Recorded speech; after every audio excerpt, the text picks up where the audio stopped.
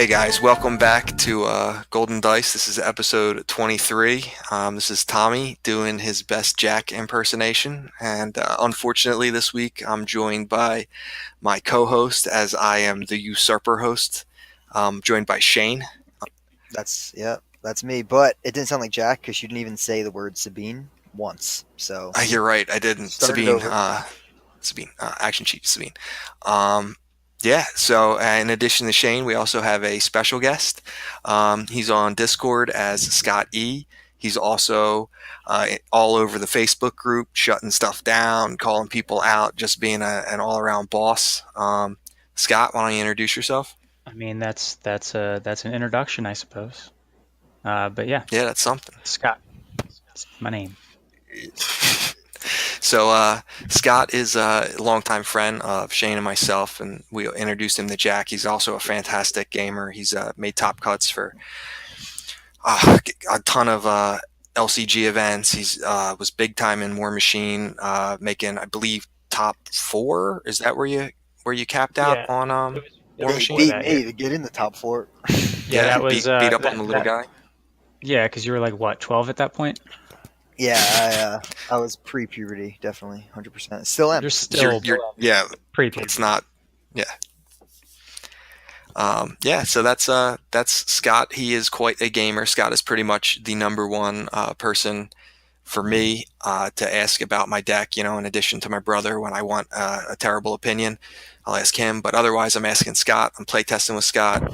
You can give Scott any deck, and he will pilot it about as good as you can expect anybody picking up any deck to pilot. So that's a short introduction for Scott. We also have a few questions that we like to ask people when they come on the show. So Shane's put a few things Looking together forward for to him.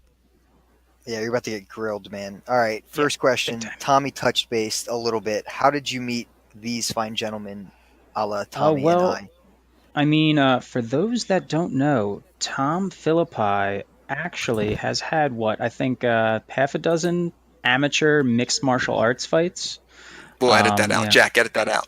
Yeah, it's Get out of something here. that people might not know about him. He's a purple belt in Brazilian Jiu-Jitsu. Shane, did you actually end up with your blue belt by the time you kind of like petered out? I had four stripes on that guy, man. All right, yeah. So Shane is also a blue belt in Brazilian Jiu-Jitsu, and actually that's where I met the two brothers. I just started training in the same place that they had been training at. It actually turns out that Tommy and I went to the same high school together, but we were a few years apart. Though we have a number of like mutual friends. And one day, I think Tommy noticed, I had a Star Wars tattoo on my thigh, and he decided to say, "Hey, do you want to come over my house and play pocket models with me and my brother?"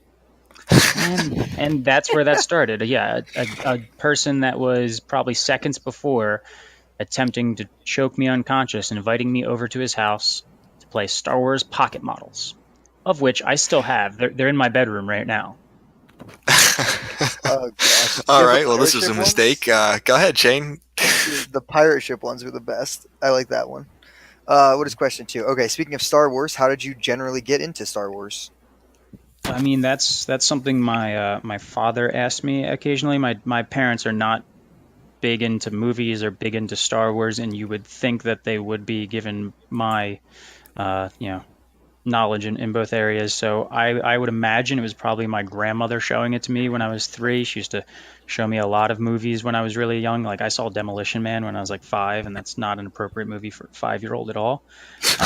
But that's, from as long as I can remember, was watching Star Wars on repeat. I wore out VHSs. I think I have 3 box sets of Star Wars VHSs, 2 of which are completely shot. The third I can actually be used if I had a VCR.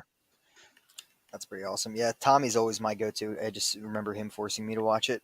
So then the next question, since this is a podcast about Star Wars Destiny, how did you get into Star Wars Destiny? Was that through FFG's branding, or was that through Tommy, or who?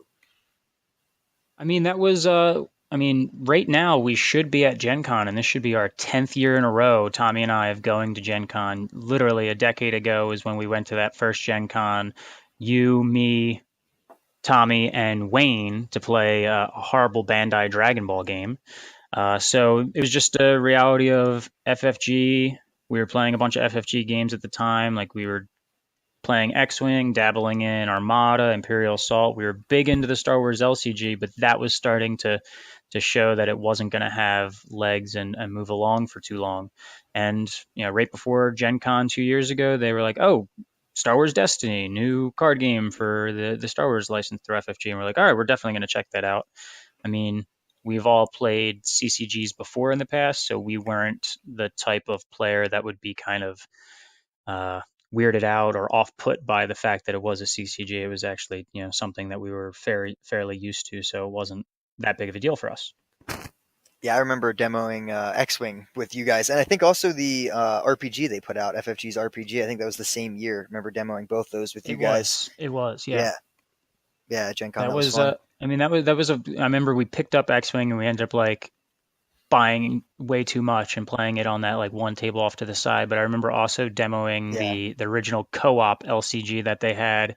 And I remember it was Tommy and I, the demoer, like walked away and then came back in 5 minutes and we're like, "All right, we beat it." And he's like, "What do you mean you beat it?" I'm like, this is basically just Lord of the Rings reskin, so it wasn't that hard yeah, to figure out. And I yeah, think that was a common sentiment, which is why the game never actually made it to production. yeah. That's probably good for all of Still would have us. been fun. I still would have bought it.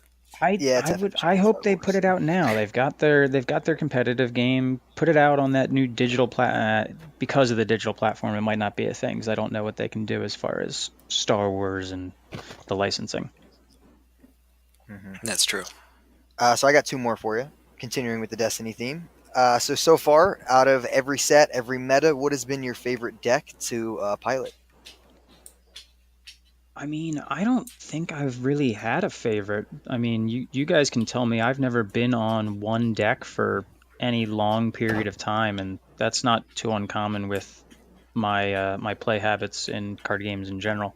So I haven't really had a favorite. I mean, I liked trolling a little bit with like Han Snap because when that deck works, it's kind of amusingly frustrating for your opponent. But there's been no one deck Agreed. that I've like consistently gone back to or really had a big kind of thing for. Yeah, the only thing I remember is the like the original like Hyperloop deck with Falcon and that. I remember when that first happened. I was like, oh well, all right, this game's great. Scott already broke it. It's like set one. Other than that, can you think of any any decks that Scott wiped you off the table with, Tom? That just I frustrated you? think Scott's always struck me as more of a vehicle guy. I think he likes to play. He's not opposed to go fast, but I think he likes to. I think he's drawn to maybe it's the lure of those characters that find their way into the vehicle decks, maybe, or just pilots in general. I know he's always been a big fan of Rogue Squadron and specifically Wedge Antilles. Yeah, I mean that could be like a natural setup for that. I do find myself playing more vehicle decks than not, and that's probably generally where that lies. I generally speaking play hero decks more than non-hero decks, and I generally speaking look towards the red side of heroes. And really, I mean, there's some decent other things in hero red now, but for the majority of the time, like the bright spot in hero red was the vehicles that they could bring in. Yeah, I can relate to that. All right, and then last dumb question: if you could add any character to Destiny that is not currently in Destiny right now, what character would you add? And there is only one correct answer, and it's Salacious Crumb. But you can try to answer it.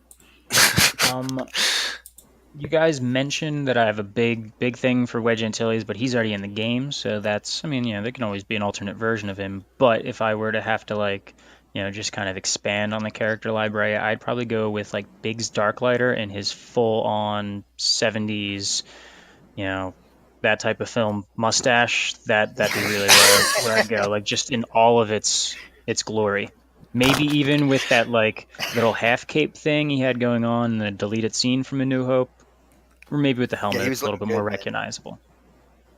I kind of like the half cape thing. I'd be down with that. That'd be cool. Lando wears capes. He's got a lot of capes. He does. And I think Tommy's got a really big Yeah, barn I got burner for you. the one most important question just to cap this off. On a scale from 1 to 10, 1 being not stupid and 10 being immeasurably stupid, how stupid is Shane? That is, I mean, so like Shane when he was younger and he was, fearless and tenacious, and you actually choked him unconscious once because he wouldn't tap out to I you. He That's did not pass out. He did For not. the record, I He did did not not pass choke my out brother because John unconscious. Hassett, our instructor, broke them up. So Uh, that Shane, not stupid. This Shane that doesn't want to go to any store championships and wants to like wimp out of everything possible. He's about an 8. I'll an take eight. that. I'll take an 8. Yeah, that's kind of low. I'm Uh, I'm I'm I'm being objective and fair. So that 8 is a really stinging criticism. 10 is Joe. Ouch. 10's Joe. Dennis Okay. Frame of Joe. That makes reference. sense. Yep. I can get behind this. Oh, oh, it So was great. far, great Okay, well, episode. thank Yep. you for that, Scott. Oh, so Scott and myself have both recently played in a handful of store championships. I played in one last week. Scott played in that one as well, and then there was a local event on with a Tuesday night store championship for whatever reason, and Scott was able to make that. I again was unable to attend during weeknights, but we're just going to go over that a little bit. So I'll start off just briefly for the Saturday event. I played my Afra vehicles deck again. It was Elite Snoke Afra Battle Droid. Made some changes. I tried to focus on really ramping vehicles out or droids, trying to get at least 2 per turn, including the first turn. And I was pretty successful. I wound up 3-2 on the day. The one game, the first round, I lost to Joe, and I drew 0 removal cards the first 2 turns, and he also played a planetary bombardment on the first turn, which set me back pretty bad. And in the other loss, I lost to Frenchie, who was playing a Yoda Hondo deck, being aware of the hyperspace jump after I ramped pretty hard.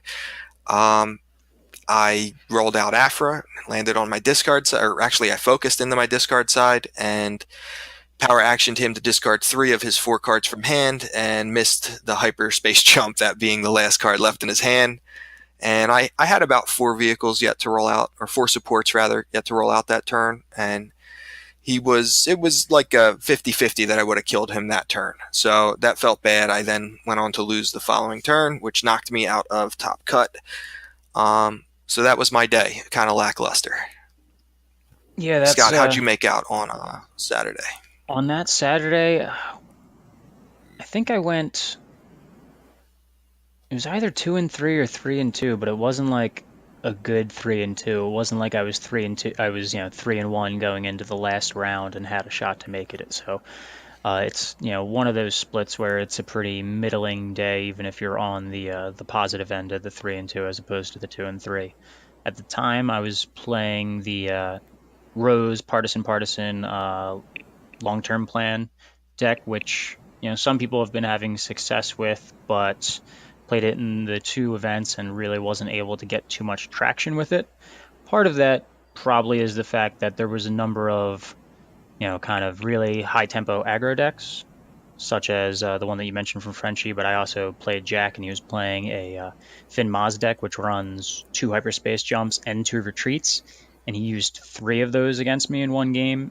You're not winning that game when your only action in a round is to try and bump up your long-term plan by an extra resource and not actually do anything else. Yeah, that's a tough matchup for you. I've played against that deck with Jack once, and the only reason I won with my Afro deck is I was basically just all over his hand and or his resources, depending on the situation. I never let him have 2 resources or more in any situation that I could, and I was in his hand if I couldn't control his resources. So, but I don't know if you have the ability. You have the ability to get in his hand with that deck, but can you? Do you have disrupt? Do I the mean, do the partisans have? there's disrupt. I mean, Rose has disrupt on her die. There are sides there, but you Mm-hmm. have to remember, with his deck, especially with the hyperspace jump and things like that, if he wants to, roll in with Finn, use Rex's blaster to activate Maz, that boom, first action he's resolving 2 dice. Let's say he gets like 4 damage. That's pretty reasonable. And then his second Yeah. action can be to just get out of there. So if he has the money going into that round, and he doesn't need to put out the weapons and things like that. If Maz's vault is out, he can do it without really losing any tempo for as many rounds as he draws it. So it's more of a, if he gets the Rex's blaster online, and he has those cards in his hand, he can just do it as many times as he wants, because all that's happening is he's doing 4 damage, you're doing none. He's leaving, doing 4 damage, you're doing none. He does that for 3 rounds. It really doesn't matter if you've stacked up like 40 resources at that point. Yeah, it's you could play your hand and it doesn't matter. That was the gist of it. Yeah. So pretty mediocre day for both Scott and myself. I left with a pretty bad taste in my mouth just because I felt like I made the right decisions and still couldn't pull out a win. Very upset because I knew that that was the last Tour Championship I was going to make. And then that brings us to Shane. Shane, how'd you make out Saturday? Saturday we actually went 1-3 at Wildwood, so we also sucked. Pretty hard. Oh yeah, that's for Yeah, we don't care about that. So he skipped out on us and then still lost. Yep. And then Yep. I got to play with the beautiful Yeah. man Riggs, who's at GenCon's right now. He came over, played a few points with us. It was I had a good Saturday. Good weather. It was nice. Great day. Yeah, I wish it would have rained. That is Uh, fair. so so Scott, what you played on Tuesday night at Yeah. the Next Door Championship at Alternate Universe in Conshohocken, and why don't you tell us a little bit about that day? How many players? What you played?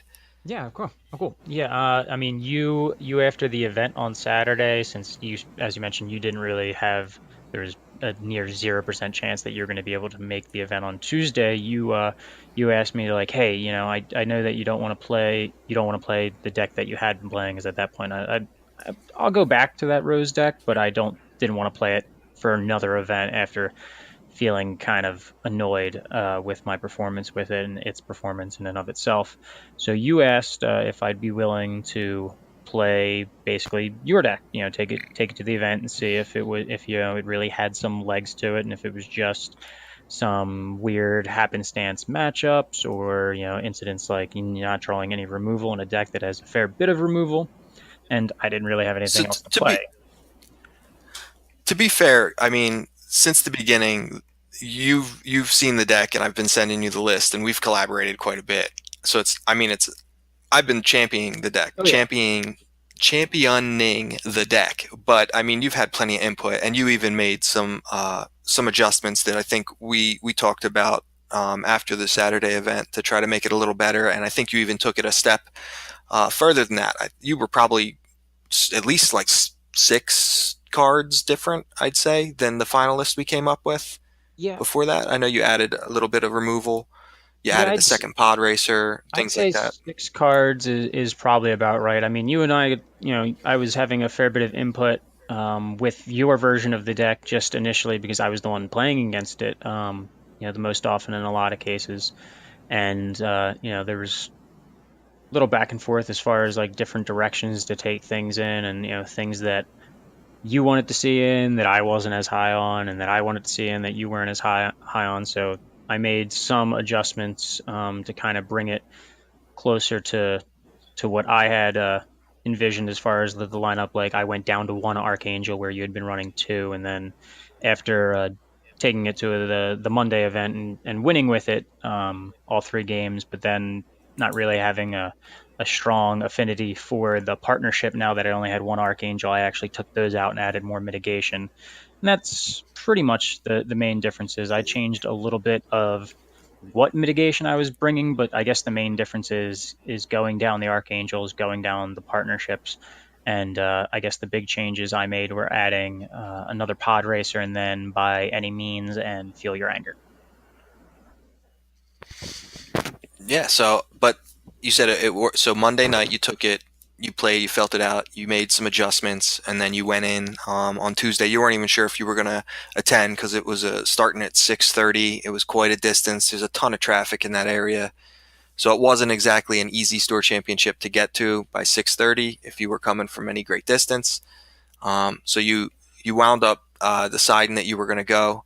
And so how'd you do? You don't have to do like a round by round. You can if you want, but overall, how did it go? Yeah, I can do a quick round by round. Yeah, it's an event that's starting at 6:30. It's actually not that far away from my apartment since I live in Philadelphia, and it's on the the PA side of things for us. But getting anywhere, you know, leaving Philadelphia at around 5:30 is obviously very difficult because you get kind of caught up in the rush hour traffic. So I left with more than enough time, but then there was a point where I was stuck in traffic thinking I might not get there in time. Luckily, I got there about 10 minutes ahead of time, and I think most of the people in the event were kind of in the same boat. There was actually 23 attendance for a Tuesday event, which was a little nuts. I don't know if like it being a Tuesday hurt the attendance at all, or maybe it helped it since it made it so those that maybe couldn't take another weekend off were able to actually swing something. So 23 people is still obviously really good. You can't really expect more than that for an event. The fact that it started at That's a 6:30, great turnout. yeah, it was, I don't think they could have expected more, even though the gentleman that ran it, Paul, said a few of the locals actually hadn't been able to make it. I don't know if that was made up by those Something that in the traveled water. in, because there was No water. a fair bit of us from this area that decided like, oh yeah, we can make a Tuesday. Thank you. But with starting at 6:30, you kind of knew off the bat it was going to Just go dump it out. pretty late. First round I played a gentleman by the name of Peter. He was actually like the alternate TO at the event. He was playing a hero vehicle deck, so he was doing the Wedge Rose hired gun setup, which is it's pretty scary for the Afro deck because it actually has more health than the Afro deck, and you are playing kind of almost like a health trading game with the way that you're using like your BT triggers and things like that, dealing yourself a damage, dealing them a damage. You're automatically up in that exchange if you start with more health, but if you start with less health, you really need to see Creepio to make that exchange in your favor. And luckily, I opened straight up with BT turn one, and then turn two it was 000. So I was able to start putting pressure on. I mean, he brought out a Y wing, so my mitigation was pretty much just to get rid of that dice so that it wasn't hitting me for four every turn. And then ended up sealing the game. He vandalized BT1 the turn prior, and then I had a Hailfire droid tank, so my first play on the next turn, he was down to 2 health, was just to play BT1, automatically activated, and deal the 2 damage. Next round 2, I actually played against Jack, and he was playing that same Finn Maz deck, so I had to think about the hyperspace jumps and the retreats. But the plus side is with the Afro deck, even if my only action in the turn is to activate BT1, I'm still dealing 2 damage, and he only has 19 health. So after round 2, he actually had no damage on him because he had a bunch of shields and he had healed it off, but I had set up a decent sized board and I had discarded 1 hyperspace jump from his hand prior. So it just became a case of, he couldn't deal with me really rolling any damage. Activate BT1, deal him 2 damage, deal me 1, roll out the battle droid. Oh, it landed on the 1 ranged. Yeah, I'll activate Snoke's special to deal 3. And that was kind of where the game got sealed. He put Finn at 5 damage, leaving him with 6 health when I had a 2 melee, a 1 ranged, and then the 1 range, or more accurately, I had the +2 showing on the battle droid, but I had the focus from Snoke, so I just bumped that up to a 1 ranged and was able to turn it into 3 with his ability. So I had him for 6 when he wasn't really expecting it. So that sealed the game. Maz can't close out unless it's really, really close, and it wasn't at that point on health. Round 3 was against our buddy Riggs, who was running. He was trying to test out a little bit for GenCon, and he was running a Snoke Balatique deck, which is obviously super scary if you're sitting across with a battle droid. But I was able to keep him off of getting that battle droid at an opportune time when he actually did get hit the kill and got the reactivation. He didn't have any cards for rerolls, so I was able to save myself a lot of hurt with the Bala activating with 2 weapons on it, and was able to just seal it by slowly grinding it down. After the game, he and I talked a little bit about how it might have been advantageous for me to use one of my triggers to deal indirect damage to myself to actually kill that battle droid when Bala was already ready, so that he wouldn't get a reactivation, and that's probably something to think about in future games against Balatique with that Afro deck, because having the low-hanging fruit of a battle droid can seem like a really kind of big hole to start off in. And then round 4, which was the last round of Swiss, I played a gentleman by the name of Nick. He was playing a Finn Cassian deck, and I just kind of came out screaming. That was the game that was on stream, and his first turn was decent, but I think my second action on the first turn was to turn Afra's 2 indirect into 4 indirect, and he's playing a 2 character deck that only has 21 health. So if you're coming in hot with Hellfire droids and BT and 000, you're just putting out a lot of automatic damage that he can't deal with. And then when it came time to get to the top cut, I was the 1 seed. There was 2 undefeated. It's myself and Cody, who's a local player. And I actually got paired against Nick again for the top cut, and we did. It was a best of 3, which we thought was a little odd given the fact that it was like 10 o'clock starting. So we had expected the store to tell us best of 1 because we were sure they had wanted us to leave, but whatever they said, I wasn't going to complain. And then my next game with Nick was a lot closer. It actually did get to the point where I couldn't activate BT because I was on 1 health. And, I was having to mitigate both Cassian die to prevent myself from taking any indirect damage. I was having to put out bubble shields to keep myself alive. But it came down to a turn where I was able to get rid of all of his dice while not really having rolled in any of my own. And between like Afra and the 3 other supports that I could activate that weren't BT1, I was able to put through the last bit of damage. And then the second game went more like our first at the end of Swiss, where it just overwhelmed him. I think in that game I actually got both of the Hellfire droids out, which is obviously really brutal because then your pod racers become Man. 2 indirect damage before you even roll them out. At that point, you're hoping that they roll a blank and go back to your hand. Yeah, you want that blank. And then the finals, they're still to be determined. We haven't finished that event yet. We realized that it was getting really late. It was maybe about, I want to say, 11 o'clock when we started the finals. Myself and Cody, he's playing a Snoke Thrawn deck that he had actually won, I think, 2 events with. Oh no, I think he won 1 event with Thrawn Snoke. I think he took second at another, and then he won one event with a different deck. And it was just going to be a long kind of knockdown, drag out matchup. I was able to take the first game that we did actually play, and it was really close. Again, getting the second Hellfire droid out was a big deal. I think I had maybe 2 or 3 life left, and then moving into that last turn, he had been calling 2 to get rid of the little droid pair, so I wasn't able to get onto that combo. But in that last turn, I drew into BT1, and he only had 1 health left, so the play again was just a BT1, Hellfire droid roll out, deal the damage, and be done with it. A lot of the games I was finding I was winning off of just activating or passively doing damage with while dealing myself some indirect and then triggering off 000. So in a lot of cases, it like didn't come down to me needing to roll any dice going into the last turn, which is obviously a really nice feeling because there's no chance that it's not going to happen. So we still have the rest of the best of 3 to play. We'll probably play that sometime later in the week.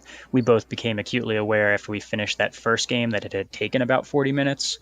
And that we were the only people left in the store, and all we could hear was the shopkeep counting out change.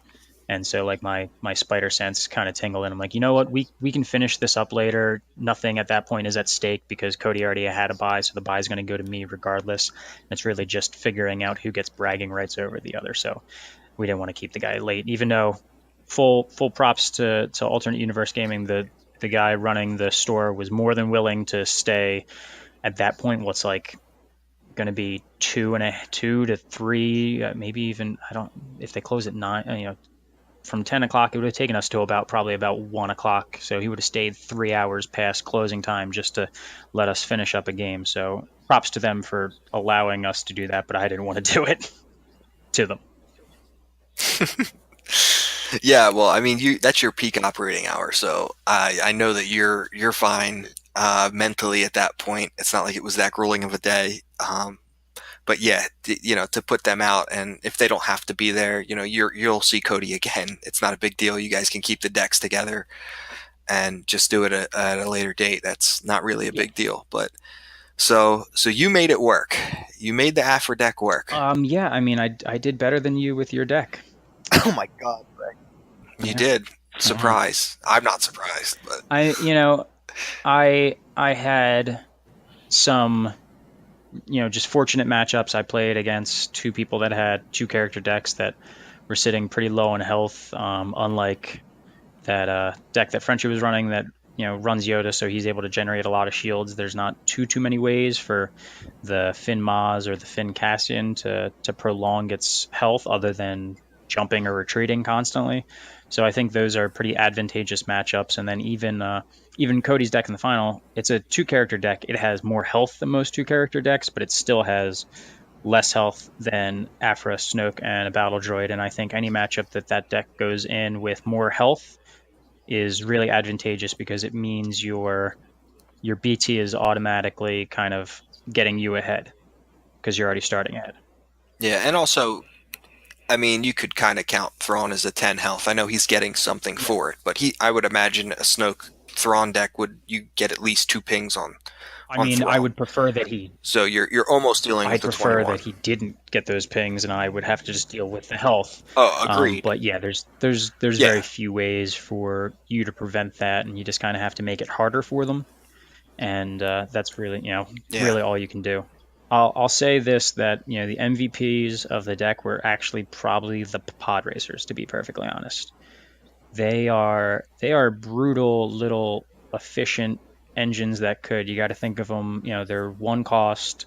They have a one damage side and a two damage side. That's pretty comparable to even like the pillar of efficiency that is the baby blaster, the DT-17. That has the modified side, but it also costs an extra resource to use the one. But those pod racers can be really brutal in a deck that has either the Hailfire droid tank, so they're dealing an extra damage or two when they come in, or that has focus results available to it, so you're not having to ever re-roll the pod racers. Which is both of those things in this deck. So I agree the pod racers are fantastic. Not to mention the discard and disrupt are really useful in the right situations. As long as you're aware of what it is that's going to disrupt you most, being hyperspace jump or whatever it is, because we are a support deck. Um, but yeah, I'm just so disappointed that I couldn't make this deck work, and I'm so jealous that you did. But I'm really happy too because I knew it could work. I just kept letting games slip away from me, and I'm really happy to see that it works. And I think we got a little more confirmation that Yeah, it works yeah. from Based GenCon on too. based on what we're starting to hear today, which is obviously good for the concept of the deck. Like I said, the changes that I made were primarily just kind of maybe going to a more consistent approach to it, and that was kind of born off of the losses that you had mentioned taking due to not drawing mitigation and things like that. So I mean, honestly, I think I'm running 15 events, all of which are mitigating events. That's probably actually a little heavy. Um, Yeah, I mean it's not like I yeah, wasn't running mitigation. I was running 12 I mitigation That's cards when I nuts. didn't draw any for yeah two I just turns. added three more so that there would never be that turn where I would not draw any. Yeah, and let's remember like Afra lets Yeah, me draw cards when I deal myself indirect, and the only way I could without my mitigation cards is BT1. But still, like this is a deck that I probably went through 11 or Yeah. so cards and didn't draw any yeah, mitigation. that's I mean her ability, the obviously like dropping the droid cost is fantastic because if you have the weapons factory alpha and her Hailfire tank costs two, and when you look at that thing's die and you spend two resources for it, you're coming out way ahead. But her ability to draw cards is really probably honestly what I think is her better ability between the two, simply because playing against a Thrawn deck, they know what's in your hand right off. And if they want to, they're calling one to get rid of your mitigation. They know exactly what mitigation you have, and knowledge is paramount, and it's powerful in this game. So the ability to um, kind of negate some of that knowledge and make it not perfect is really important. The fact that I was able to draw behind Thrawn, and whether I draw mitigation or not, now the Thrawn player has to be concerned with if I did draw mitigation. He can't just focus with absolute perfect information and maximize damage in that way. So that's really beneficial. But obviously getting -1 cost on either of the little droid twins or the Hellfire tank is really important, because you're not getting, there's no better upgrade or support in the game than, BT1 or 000 that don't, for one cost. They have 4 damage sides. Nothing has 4 damage Yeah. sides for one Yeah, cost. absolutely insane. And them together is even more insane. I think it might be a perfect storm of things happening in the meta that makes this relevant, in the fact that you are running a lot of mitigation cards, that are able to draw cards back up, so that you're a little more durable against Thrawn and Thrawn Snoke, which seems to be a popular deck. It is a 2 character deck, so the health total is well within reach for the deck, and then all the reasons that Scott just listed. But in addition to that, there's other things, like Bala's not really much in the meta. I know you played Riggs, but we're not seeing a lot of Bala. I think it'd be really hard to run a battle droid in your list if we were seeing a ton of Bala. For sure, It'd be for kind of sure, yeah. scary. Yeah. So I think that lends itself to it. I definitely wouldn't want to play like Destiny Council. I think it's John's deck of the 5 wide 5 die villain would be scary to play with this deck. It isn't the highest health total, but it is a 3 wide deck, and it would be scary. But yeah, I just think that there's a lot. It's got a lot going for it. Aphros die is so good, and Snoke with Aphros die is just insane. It's 2 shields, which you'll never Snoke, but every other side on that die, obviously outside of the blank, is an amazing side to use that Snoke power action on, in my opinion.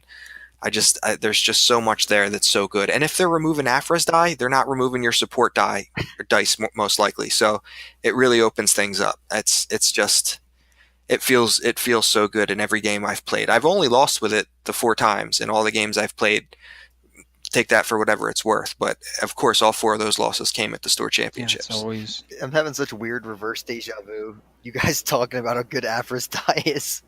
I've been here for like 6 months, being like, "Yo, Aphros die is pretty good," and Tommy's like, "Oh my gosh," like drooling over Aphros die. It's hysterical. You Aphros die is to good. prove your 2 theories. shields. That's true. Apparently, now Or honestly, if I would have waited and then saw 000 come out, I would have been like, "Oh, okay, now this deck makes total sense." Let alone the Hellfire Droid. But yeah, I mean, I was playing a similar thing, but more doing the partnership into things, and I was using like Droid Commandos in place of that Hellfire Droid back in the day before Way of the Force dropped. But I really like your. It was terrible, but I like the pod racers in this a lot. I thought those pod racers were amazing, and my first thought was with even just like planetary bombardment, just having them for 1, and then you're getting that extra damage with them as you go in like a focus heavy character dice deck. But I really like that. Even if they bounce back to your hand, you're just getting additional damage for $1. So that's actually pretty awesome. Yeah, sometimes you're like, roll blanks, you stupid things. I don't want, I want blanks. I want you back in my hand, because you can bring them out again and deal damage with the Hellfire tank. And if you got both out, Yeah. you'd honestly prefer, or unless you're going to roll the 2 indirect, you'd rather them roll a blank, because that's going to be more damage in the end. it's not like you're not going to get to roll it again. I mean, and there's And I still get something out of the die. Go ahead, Shane. Yeah. I also agree with you that saying the draw aspect is actually better. And yeah, it's obviously really good against creating that like false sense of security for the Thrawn deck when they think they know your hand. Now they have to deal with 1 more random card. But I actually really like it just in the sense of, if you have the money, just digging for more supports like after they claimed. And I know you're probably running 2 BTs, 2 000, so you might see the doubles of that. But just digging, and you're just, oh, look, I saw the Archangel I haven't seen yet. Oh, I saw another pod racer. Like after they've already claimed, and you're just going to town. It's just after they've already done all their jazz, you're activating BT, you're dealing that indirect yourself, and then you're just ramping even when the turn's done. You don't have any cards left. So I think it has a lot to it. I mean, Shane, all that's in the deck is, like Scott said, it's basically all removal. My version has contained partnership in the past. I don't know what my version would look like now, but it's all removal and all supports and 2 chance cubes. So I mean, it's whatever you're drawing. You're drawing something that can be used, as long as you're managing your resources appropriately. Even a pitch for which isn't too hard to do. You have plenty of ways to ramp. Yeah. You know what deck would love this though, Tom? Would absolutely eat this deck up? Your other deck. What's the that? 2 Executioner Snoke deck. Would love seeing a battle card across the field. You should play yourself. Yeah, it would salivate. It might salivate for a little bit, but I don't know. For like a turn, yeah. That deck. Scott's not a big fan that of deck that. had some like clunk to it. 5 minutes. It did. It had a It lot of did. clunk to it. It had huge upside, but it clunked a Yeah, lot. and I think Yeah. especially when you're looking at any of these events where you can't lose more than one game to even have a shot at making the cut, you can't you don't want to have Hmm. your deck clunk up on you once, because then you're probably going to have another game where like you lose a close game where it could have went one way or the other. It's like, all right, well, if you have that close loss and then your deck clunks on you, you're out of the tournament. Yeah.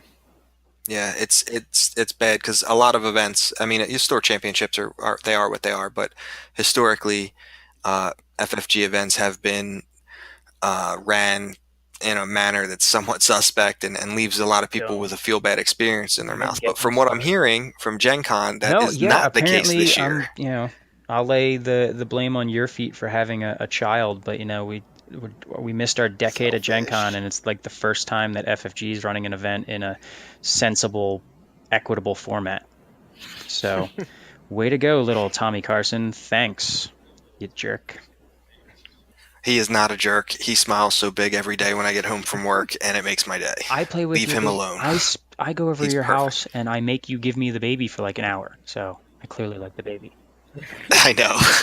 I'm like, Scott, you want to get a game in or what, I dude? Come on. just get the baby So yeah, we're born, put the kid in it. We're good to go. Bring him to events. I don't know why you're not doing that yet. yep. Wrap 'em around your Yeah, chest. Play the game. they make things. So we're recording I did on. hand him a die, and he Yeah, put it just right in don't his hand it. mouth. I hope it wasn't a legendary. Yeah. We're recording on Thursday, so we have some information coming out of Gen Con. We have some secret eyes there spying for us, and then we have obviously the plethora of discords that we're all in that we're getting information from. But what have you guys compiled so far that we can talk about? We saw a little bit of the top after the final round. It was 8 rounds. I think.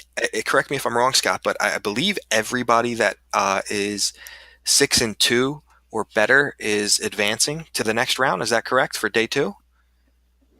That is my understanding. There's 34 people that meet that criteria, and my understanding, the way that they structured the event, where they just said anybody that makes 6-2 will go on to the next day. I don't know what they're doing the next day to even their numbers back out, but this is a 100%, million percent improvement from last Gen Con, where I think it was something like 30 some odd players missed the cut while having, that same, not even 6-2 record. I think it was like 6-1 because we only did 7 rounds. No, Gen So it Con. was Gen something. Con was 6-2. It was Nova was Okay, seven six and rounds two. with a top cut, or Yeah, was it 9 rounds? I don't remember. Nova was the weird it one. was run. Gen Con last year was run really poorly, where you had, I think, There was only two yeah. people with that record make the cut, and then you had another 30 plus people miss it. It was just, an overuse of strength of schedule that didn't need to happen. And thankfully, this year they seem to have come out with a much more kind of equitable system. This way, everybody with that record and better has made the cut, whether they do like buys for the highest ranked players or like winning in rounds to even numbers out. That's just infinitely better than being cut on strength of schedule. And it kind of removes a lot of like the annoyance where people are like, kind of pissed off that they played against a guy in the first round that, lost all of his games and played the entire day instead of dropping, or even like issues where people are going into that last round with such bad strength of schedule that they have no opportunity to even make the top cut, let alone like the next tier of prizes. And then you get some situations where people are starting to find ways to negotiate a win. But this year, hey, it looks way better. And with all like the chats in the Discord and our boy Eldis giving us some inside information, seems like a pretty diverse field. I haven't heard really any one thing. We've got obviously a bunch of vehicle decks, but they're all of kind of different sorts. We've got a few mill decks in the mix.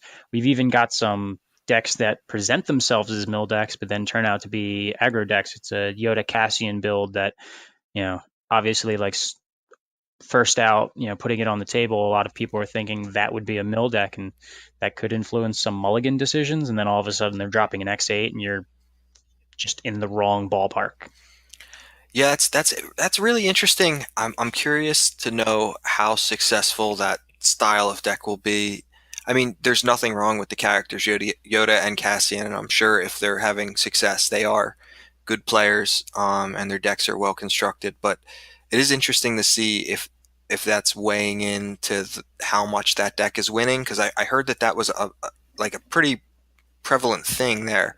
Not like a one or two people thing, but apparently there was quite a few people running that surprise deck. It's interesting because when you do make a top cut, you will exchange deck lists, and there will be no secrets um, about what's going on. I know this firsthand from last year when I had to hand my deck list to Nick Obi, and basically I think his entire game plan was to friends in low places me and rip Price of Failure out of my hand, and man, did it work for him.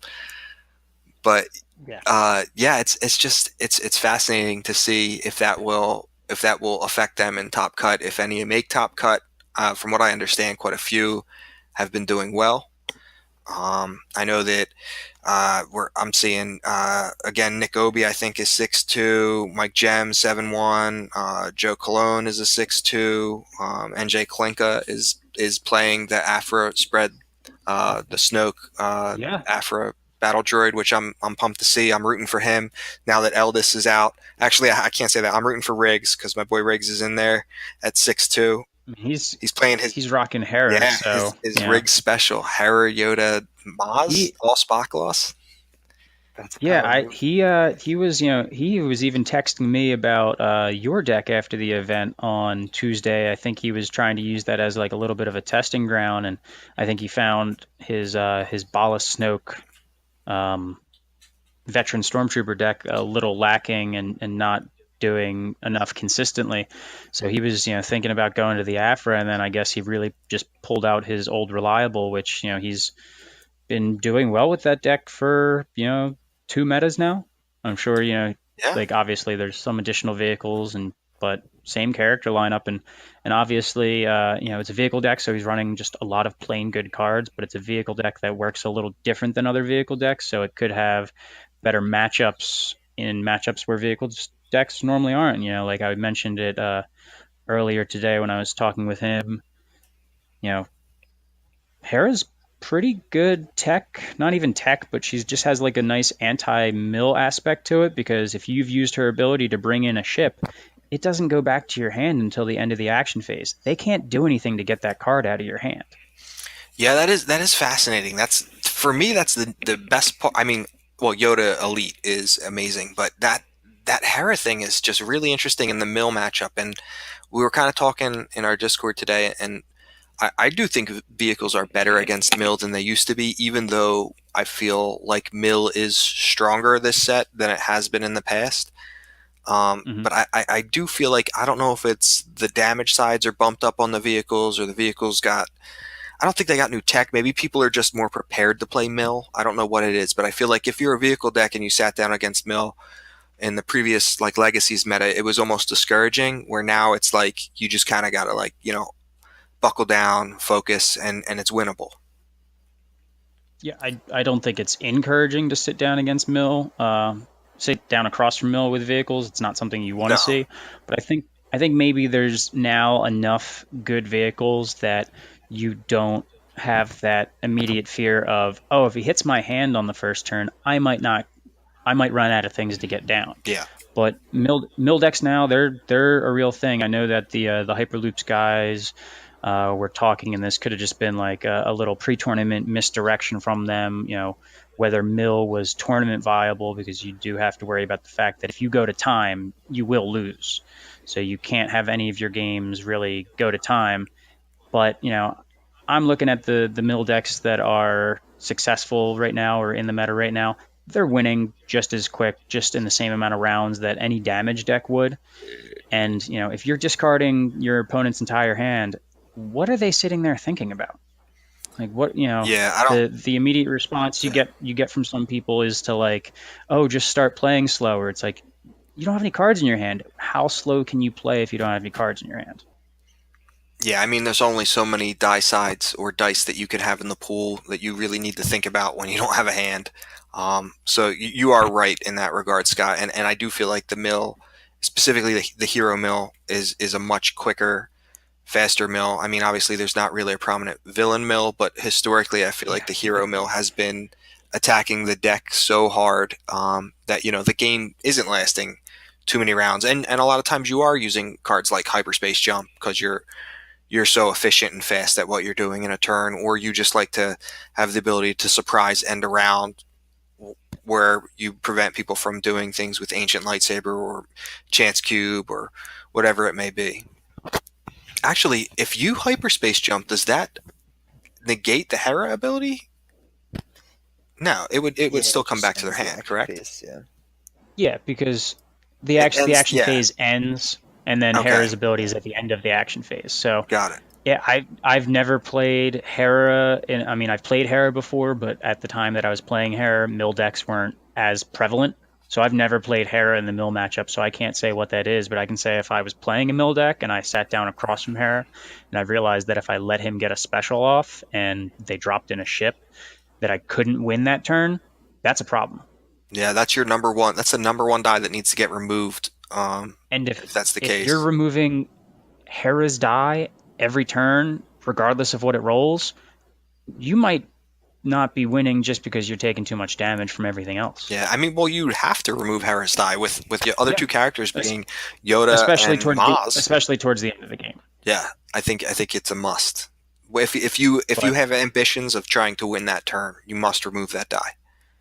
yeah, and if you're having to do that, you're leaving yourself open to the rest of the damage. So it could be a vehicle deck that actually has a good mill matchup. Yeah, But I'm excited to. I know. I think it's Mike Gem. I think he's running a mill deck, and I'm excited to see what that does. I don't know if he's running it to like prove a point that mill can be successful, or if he's running it to prove a point from the standpoint of like mill can't be successful because people are just going to try and stall.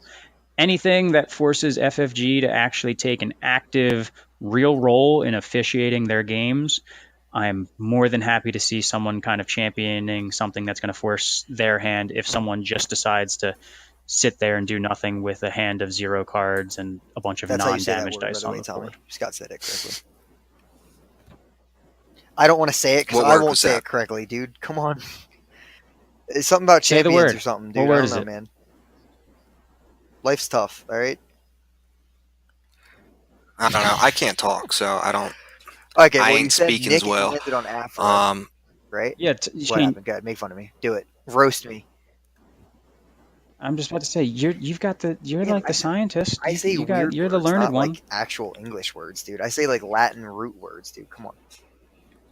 Get out of here with that. yeah, Shane showed me a paper that was published that I think he was like the second name on the paper, and I couldn't. The only words on the front of the page that I could pronounce were my brother's name. Yeah, I'll show my younger sister. She's an attorney. I'll show you Yes, some of her publications. they will make you want to vomit, I'm sure. So Nick ended on your deck, right, Tom? Afra for the Hyperloops guys. That's what I mean. Your I wouldn't say character my pairing, deck. I, right? I think the Uh, character spread. I'm really interested to yeah, see his list. I'd love to see his list just to see where he's at with it in comparison to where yeah, we're at definitely with going to it. be some interesting things coming up. It's been I my I know listening to the Hyperloops podcast last week, they were talking about Afrodex, and he was talking like he kind of went through all of the different character pairings for Afra, and he mentioned specifically the Snoke Afra Battle Droid pairing. So it's not surprising to me that he's actually on that deck, and it's very much a case of there's a lot of cards now, but there's still only limited combinations. There's only so many different things that you can run with Afra in general, and then there's only so many different things that you can run with Afra that make even an iota of sense. So it would not be at all surprising if two people without any input from one another were able to come up with a deck that's like Yeah, 80% the same. absolutely. But I that wouldn't also I wouldn't be I wouldn't surprised be if surprised if if it's we even were 10 more. cards off either. yeah, I there are mean, I, so I many. feel like there's plenty of options. I mean, yeah, we're running 000, we're running BT1, like you're running Hailfire. But like, is he running the pod racers? I feel like you should be if you're running Hellfire. I think I would imagine, just knowing, from being in that Discord and hearing, they generally have a high regard praise for efficient things, and the pod racers certainly fall into that. I would not be surprised if his like supports or his damage dealing supports were pretty much spot on with maybe where I ended up. I imagine the double Archangel might be that's something that's a personal preference. Yeah, I mean the die on the Archangel is definitely lackluster, but if you're going to run partnership, I feel like you do want the Yeah, if Archangel. if you run partnership, you need the Archangel. My I guess my prejudice towards partnership in that deck is this: when I think about like all of the things that I'm rolling in, all of those things have like two different damage types each. Hmm. So it's like you end up rolling a thing that's got ranged and indirect, and then indirect and melee, and then just melee. It's Yep. just a little weird sometimes, and you can normally with the BT trigger you're dealing 2 damage, and then if you got like a 3 dice out of that, that's 5 damage. That can close Yeah, out a game, but you're not getting those like you're not gonna get it all done at once. Where it's like, all right, I roll in, I deal 8 damage, GG. yeah. I think what you're saying is there's no die in the deck that's really worth protecting. With a Yeah, with stacking actions. But the thing about the partnership is, in addition to like you said, the BT trigger and maybe getting 4 or 5 damage out of that, I think it's more about saturating the pool with dice on your first action, so that your opponent is immediately like, I'm looking at lethal. I need to. Can I remove? Can It's like a damage check. Can I yeah. remove multiple dice here? If I can't, I'm actions away from death. That's You know what I mean? Or one more action Hmm. from death. That's more along the lines of what I was going for with the partnership. But I agree that it's on the bubble and it may be suboptimal, although I have won a number of games with partnership. That's why I like having the one Archangel in the deck at the very least, because I would You prefer to still roll get the out BT trigger. three. I would like to roll out 3 supports at once, because yeah, that's 3 dice that could land on damage. You're forcing your opponent to remove all of those dice at once. And a lot of decks, if you look at their mitigation, it's single die removal stuff. So if you have 3 dice into the pool at once as a support deck, and you've got between the 2 droids and the Hellfire tank, you've got, and even like Snoke's fighter, you've got a lot of dice that have 50% chance of hitting damage. It's not uncommon that you do that Archangel trigger and you've got 2 dice showing damage. It's like, all right, remove both of them or else you're getting hit with one of them. Yeah, I actually like the Archangel a With a lot. I just with don't like. I a like its ability. I just don't like that die. I like the cost. I like everything but the die. The shield side's okay, I guess, but it is what it is. So, is there anything else coming out of Gen Con that I we could talk about think here? I think we've beat the Afro Obi horse. Maz. We almost forgot the gentleman. I believe his name. I'm just gonna double check it on Discord. I want to say it's Paul. I know it starts with a talking about P. the I'm 8-0, just the I one don't 8-0. want Yeah, to it is Paul. the 8-0. Yeah, I don't want to Yeah, not give him his prop. It's Paul. Yeah, let's go. Let's see. Paul. Crap, I can't say his last name. It's like Paul something Paul Irish. Irish. His last name is pretty Irish. It starts with an MC. Paul Irishman is he's apparently on The Obi one Maz, eight and zero. he's the undefeated player. So that's pretty unique, because that's, I think, it's a little bit of a Yeah, throwback from last meta, and it's not a deck that I've heard getting really any yeah. press lately as far as winning store championships. I think I remember seeing it on the pie chart that I Rebel does, but not to like any degree. It's certainly not getting like the press that some of the other decks that have won multiple events, or even like um, press like the solo Sabine decks getting from winning one event just because like it's LOL Sabine. But that's obviously like pretty interesting, and whether he's getting his wins because he's a little bit of a dark horse, or if it's just he's on to something that everybody had overlooked as Yeah. they tried to move on to other things. And that can happen a lot of times in like a meta changeover. It's like, hey, wait a second, pump your brakes. That Could just thing not that be was good good. last time got a few more cards Yeah, that's also and is like still good. Joe from Hyperloops is still running drive-by shooting, so he's still running his vehicle deck, which he always talks about, and has he thinks he has a good matchup against Mill as well. So between the Hera build that Riggs is running, which is kind of a one-off random thing, and the drive-by shooting, which I'm sure there's more than one copy of, and Hmm. your Snoke Afro Droid deck, I feel like all three of those vehicle decks don't hate the Mill matchup. Like you guys said, they're not as worried about it. Um, I don't think.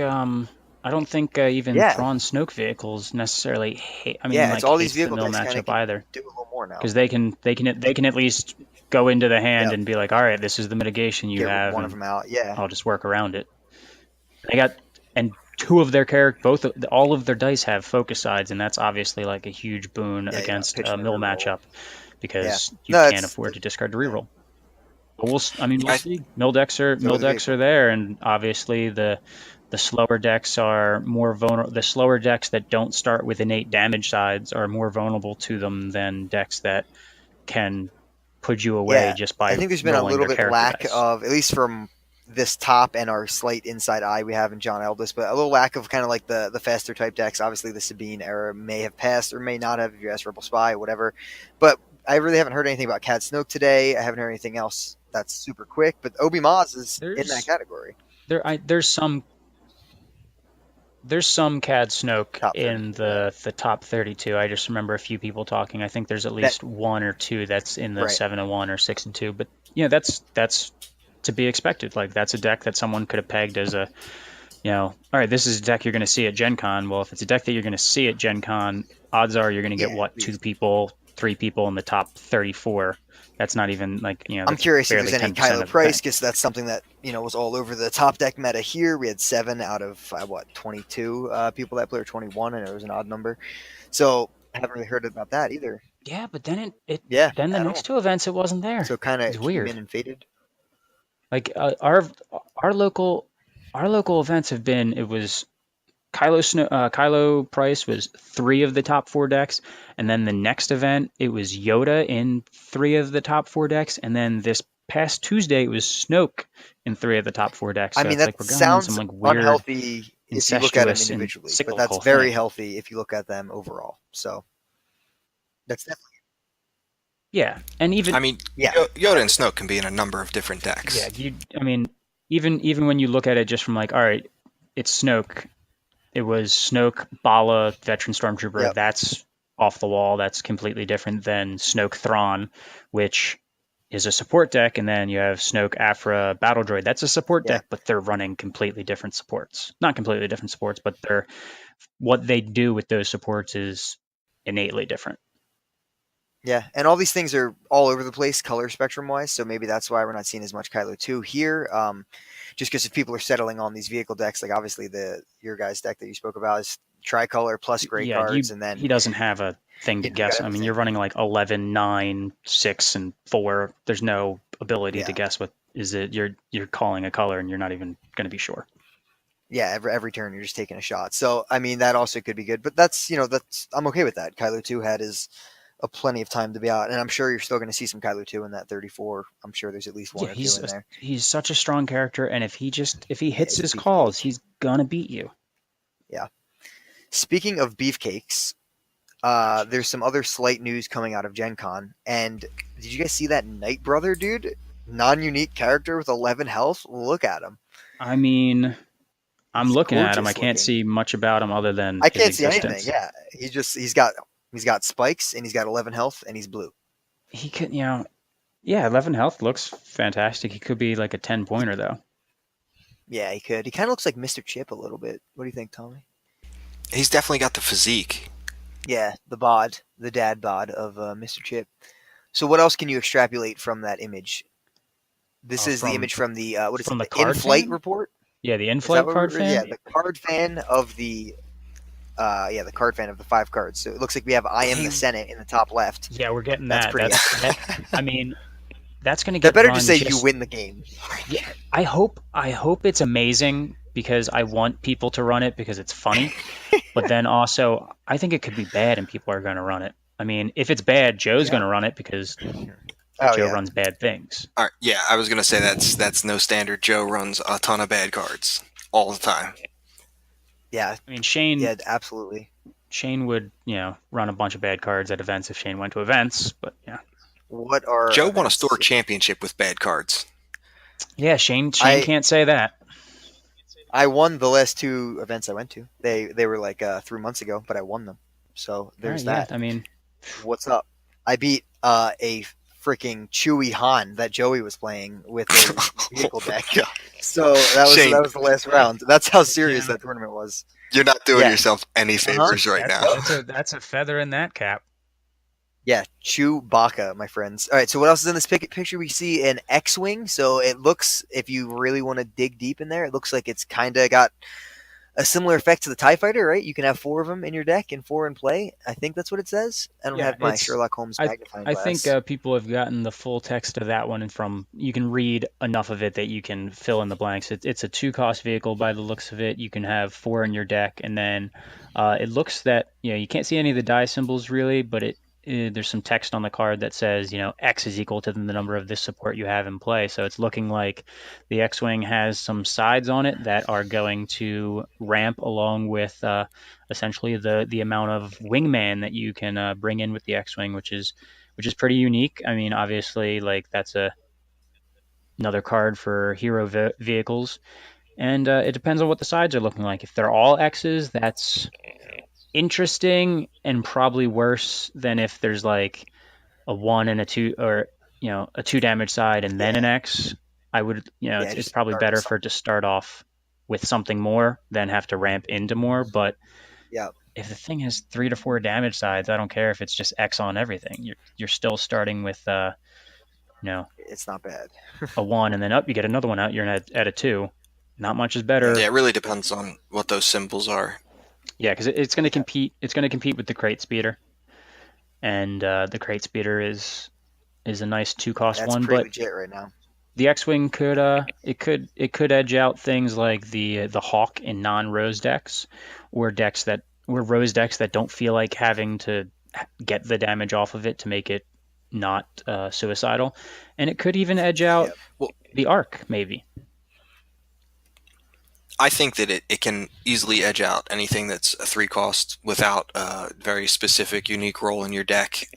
Just be on the sheer fact that a lot of times in a vehicle deck, you could find yourself with a bunch of resources and just, maybe 1 2 cost support in your hand. This would allow you to get, if, this is allowing you to search for the additional X-Wing similar to the TIE Fighter. Is that I correct? don't think Is that what that's we on said? the card. I don't think it Oh, no, searches. it's Yeah, I not. think just the No. Tie Fighter has Oh, that okay. If ability. if Then it searched, then I'd just be that saying is not. it's better than everything Yeah. else. But it doesn't, Yeah, Yeah. so I'm kind of No, need then to it's need not. to see It's the not. stats. I was going to say because a lot of the problems with support decks are having resources and unable to spend. That's one of the biggest appeals of the Afra deck, I think, for both of us. Yeah, yeah, and yeah, the Tie Fighter, you're just thinking of like, oh, I'm playing Thrawn Snoke, and oh, I have 6 resources, and I have a Tie Fighter in my hand. That means I can have 3 TIE Fighters out on the board in before I even pass the turn over to my opponent.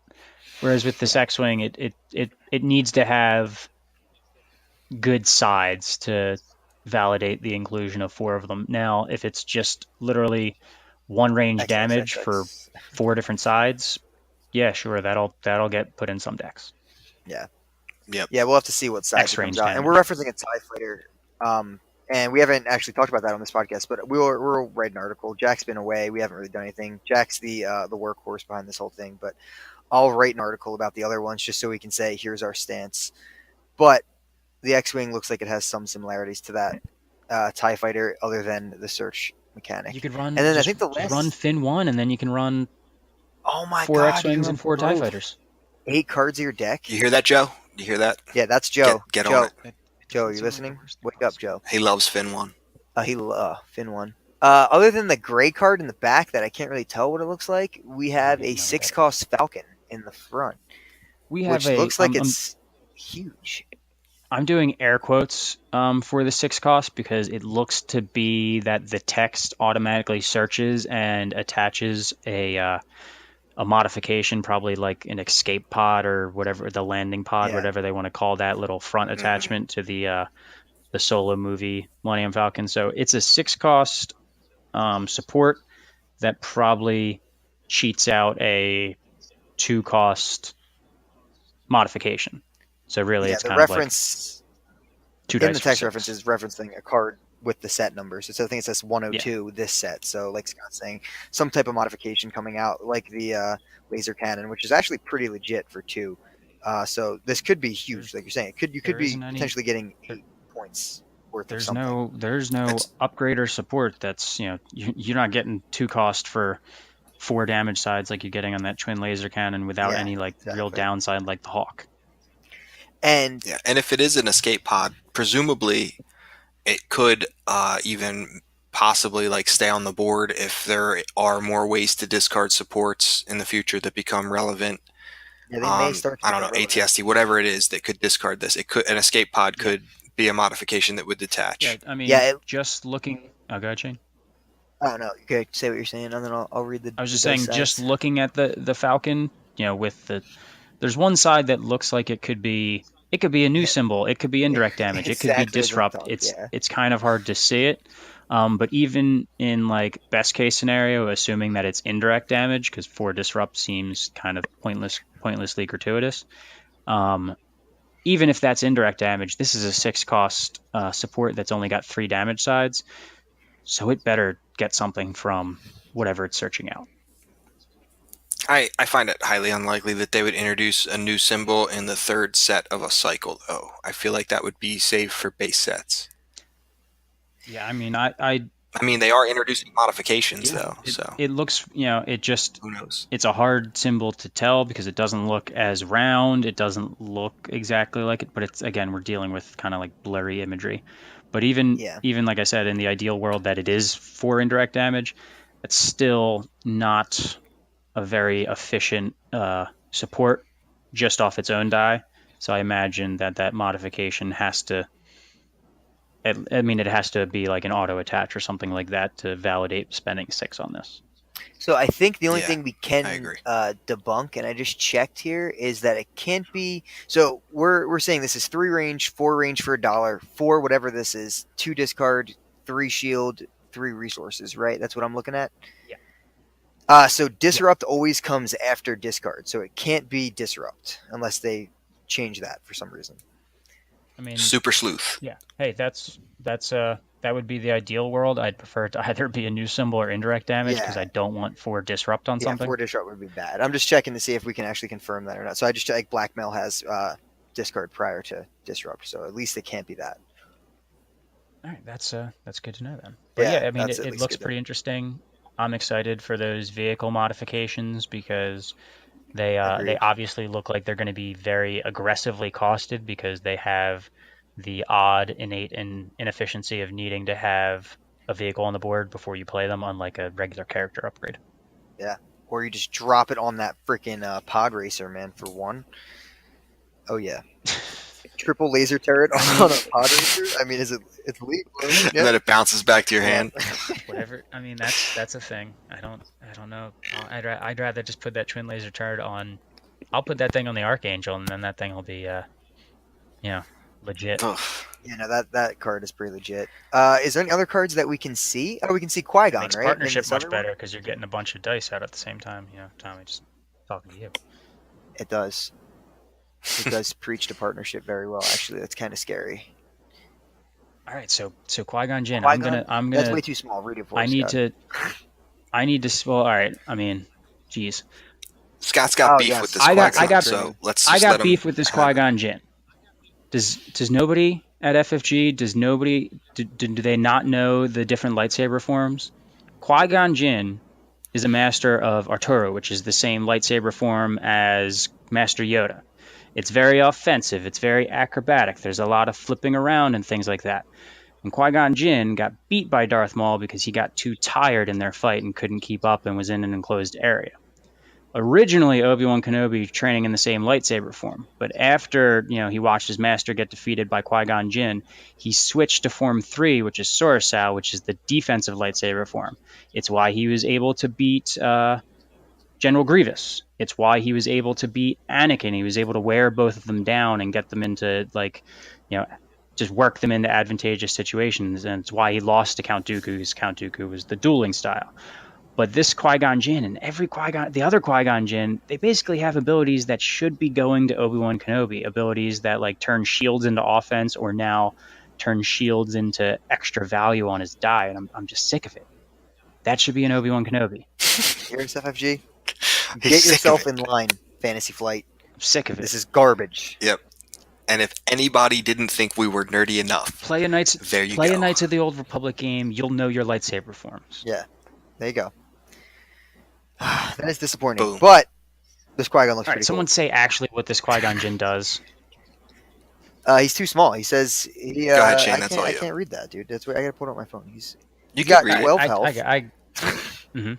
That's all I got. That's all I can see. All right, he's a 14-18. He's got a pretty decent die sides. He has 2 sides, Shane, that have 2 shields, like Yeah, innately. So he's 1 melee, 2 melee, 2 Two shield, 2 shields. shield. we might have Did we lost lose him. Scott? He's gone. I think we lost Oh Scott. no, he's dead. He's gone. So I guess you're up I to read guess him. So you'll basically, what he never does know. is if he has shield sides, yeah, if he has shields on him, he increases the value of his dice. He is a 14-18 with 12 health. His die sides are pretty are. legit. 1 melee, 2 melee, 2 shields, 2 shields, 1 resource. His text reads exactly this. It says, while this character has 2 or more shields, increase the value of his character dice by 1. While this character has 3 or more shields, increase the value of his upgrade dice by 1. So he is turning those shields into, offense or more shields or whatever it may be, more resources. He's shields are very good on this guy. It's interesting to note that if you put 2 shields on him, his 1 resource becomes a 2 resource on your first turn if you play on the opponent's battlefield. Yeah, But no, that's how that is pretty. he reads. Can you Yeah. can you guys hear me now? He's back. I'm back. Sorry about that, everybody. We read it. We covered it, Scott. So don't worry about it. We must now hope that got you he covered. saves his audio Yeah, file yeah. fully instead of just this, or this would have been a waste of time. We shall see. Yeah, that would be terrible. But I think that's just about all we wanted to cover today. And we are running a little late. So just some ending plugs. We wanted to just say, that we do have a Patreon. Jack's trying to accumulate some funds to go specifically to streaming equipment. He wants to get more into the streaming world. He's been doing a good job of getting to the local events and putting some streams up. I've been enjoying it. I know Scott told me to suck it at the store championship the other day, on stream. I told you to suck by any means. Oh yeah, that's quite the phrase right there. But Yeah. so we have that. We have Facebook. Jack has, I think, Twitter. He's got everything. You probably will never reach me unless you're in the Discord because I'm not attached to any of this. You might Tommy get is Jack a or Luddite. Shane. I'm the dead weight here. I'm just here. They let me talk. I don't know why. I'm grateful to be here. I feel like Scott was more of a host this episode than Shane or myself. So I just wanted to say thanks for coming on, Scott. Thanks for everybody for listening. Good luck, Riggs, on day 2. Thank you, Eldis, for getting us all the information and breaking news. Sharky got me an Afra for cheap on eBay. Super pumped about that. Shane and Scott, do you have any parting no, thoughts? other than if you didn't mention our Darth Maul alt art turned into the Irishman right there. That is being sent out if you got billed in August, so that's being sent out ASAP as soon as Jack gets back from whatever the heck he's doing in the woods. Other than that, I appreciate Scott for coming on so last minute, and I would like to give him the final closing words, although I'm very scared to do so because I will probably get roasted. Yeah, Scott, we're just going to Please, stop Scott. after whatever you say. I mean that's fair. You guys invited me. You know how much I like to hear my own voice. So, you got what you paid for on this one. But I actually do appreciate both of you letting me come on and subbing for Jack this evening. I do enjoy all of the content that you guys put out. I enjoy all of the content most of the majority of the content creators put out. So it's great to have a little input into the one thing. And only closing thought is suck it, Tommy. I did better with your deck than you did.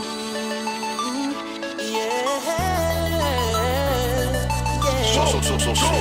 Feel like a star.